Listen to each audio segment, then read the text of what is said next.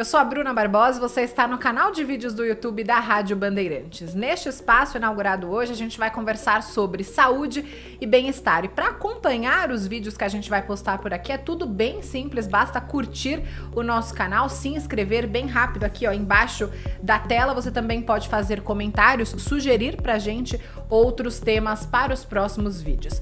E aqui ao meu lado está o ginecologista obstetra Marcelo Daia, da clínica Daia e Venturieri. Hoje a gente vai conversar sobre menopausa. Doutor Marcelo, obrigada e bem-vindo aqui ao estúdio digital da Rádio Bandeirantes. Tudo bem, Bruna? Obrigado pelo convite, obrigado à Rádio Bandeirantes também pelo convite. E vamos lá, falar um pouquinho sobre menopausa hoje. Vamos lá, doutora, a menopausa, ela é muito mais do que só a pausa da menstruação, ela também é um declínio do hormônio da mulher, de todos esses hormônios. O que isso significa na prática, geralmente com a mulher mais madura? Primeiramente, eu acho que menopausa a gente sempre tem que falar que não é uma doença, né? Que a maioria das mulheres acham que é uma doença, mas não é uma doença. É um momento fisiológico da vida dela. É o momento que ela passa da fase reprodutiva para a fase que ela não pode mais reproduzir. Então, esses hormônios reprodutivos femininos vão diminuir e aí sim ela entra nessa faixa de menopausa.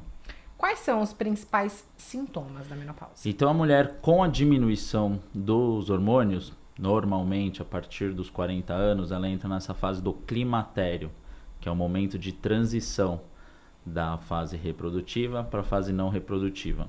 E aí, ela, com essa diminuição de hormônio, ela vai ter alguns sintomas, principalmente as ondas de calores e fogachos, que é o que elas mais reclamam, que elas mais conversam entre elas, que elas falam, a partir do momento que começa a sentir isso, acho que eu estou na menopausa. Não necessariamente, porque a menopausa ela só é confirmada a partir do momento que ela para de menstruar, quando o ovário para de produzir esses hormônios.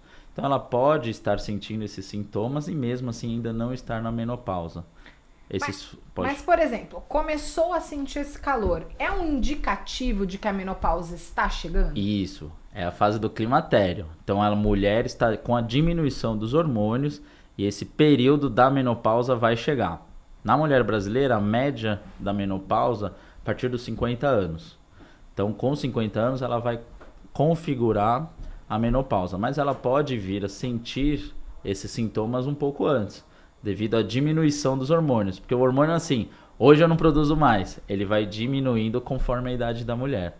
E aí, por exemplo, tem alguma coisa que pode ser feita em relação especificamente a esse fogacho, a esse calor?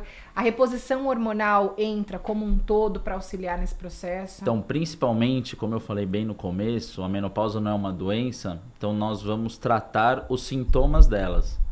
Então chega a cerca de 60% a 80% esses calores, esses fogachos. Se esses calores, fogachos estiverem incomodando demais, a gente vai entrar com tratamento. O principal tratamento desse período é a reposição hormonal. Mas antes de fazer qualquer reposição hormonal, ou até mesmo antes de fazer qualquer tratamento, a gente precisa ter uma avaliação completa da paciente. Toda mulher pode fazer essa reposição? Não. Por isso que a gente faz sempre essa avaliação. Existem algumas contraindicações, porque a gente sabe que a reposição hormonal vai ajudar nesses sintomas, mas pode angariar alguns efeitos colaterais. Por exemplo, podemos apresentar uma evolução de um câncer de mama numa mulher. Cada 1000 mulheres que fazem reposição de hormonal, 17 podem apresentar câncer de mama. Então, existem alguns detalhes, algumas especificações para a gente fazer ou não a reposição. Mulheres que já tiveram algum tumor hormônio dependente, não podem usar hormônio. Mulheres que já tiveram doença cardiovascular, não podem usar hormônio. Mulheres que já tiveram trombose, que esse é um tema sempre muito interessante em relação ao hormônio, também não podem usar. E aí por si vai. Esses hormônios são semelhantes aos hormônios que tem em pílulas, por exemplo? São hormônios que as mulheres que já faziam algum tipo de contracepção já tiveram contato? Sim, o hormônio é semelhante, que a gente está falando dos hormônios femininos, estrógeno, progesterona. O que vai diferir dos anticoncepcionais, sim, é a dosagem. E aí a mulher que não pode fazer ou que não quer fazer, né? Porque às vezes tem alguma mulher que não quer tomar hormônio, é uma bomba hormonal, a gente ouve muito isso, ouve né? Muito, existe um clã, sim, sobre hormônios. Por isso que a avaliação e o desejo da mulher E o principal que eu falo com todas as minhas pacientes é o questionário que nós fazemos com ela. Para ver qual é o objetivo de vida dela. Porque às vezes a paciente, a mulher tem o fogacho, tem o calor, mas ela não se incomoda. Então a gente não precisa entrar com hormônio. Às vezes uma atividade física, uma dieta balanceada, ela estar bem consigo mesma, a parte emocional é muito importante, isso pode ajudar. Hoje a gente existe alguns tratamentos alternativos, como fitoterápicos, homeopatias, acupunturas, que tudo isso vai trazendo um benefício para a mulher. E não necessariamente ela vai precisar tomar hormônio nesse período. Lembro você que nos acompanha aqui pelo canal de vídeos da Rádio Bandeirantes no YouTube, que a gente está conversando hoje com o Dr. Marcelo Daia, ginecologista obstetra. O nosso assunto é menopausa.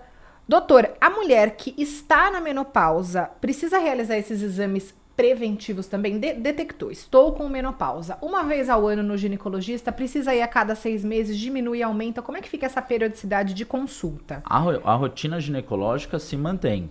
Como eu falei, a menopausa não é uma doença, né? É uma fase fisiológica da mulher.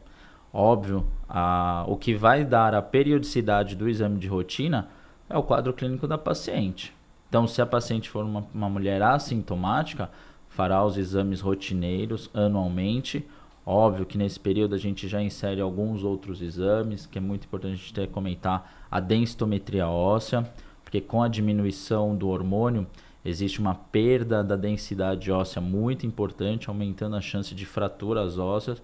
E a partir desse exame de densitometria óssea, a gente consegue ou prevenir uma osteoporose e até manter essa paciente nos índices normais de densidade óssea. E é interessante que essa paciente também tenha consultas com outras especialidades, com endócrino, de repente, para cuidar dessa parte hormonal junto com o ginecologista. Eu sempre falo isso. Hoje o tratamento, nós temos que tratar as mulheres, não só as mulheres, todo mundo, de uma maneira completa, né? Então, assim, uma equipe multidisciplinar, e a partir o médico clínico da mulher é o ginecologista.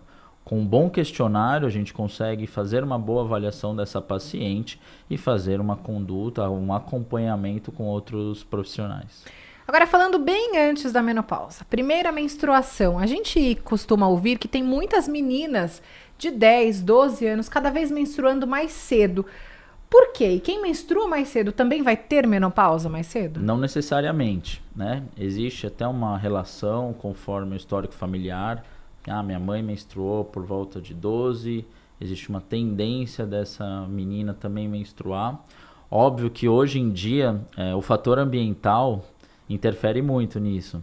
Então, alimentação, atividade física, tanto por isso que hoje as mulheres, até as meninas, estão tendo a menarca, que é a primeira menstruação, mais cedo. Então a gente tem que observar isso. Mas não necessariamente ela menstruar mais cedo, ela vai ter uma menopausa mais cedo.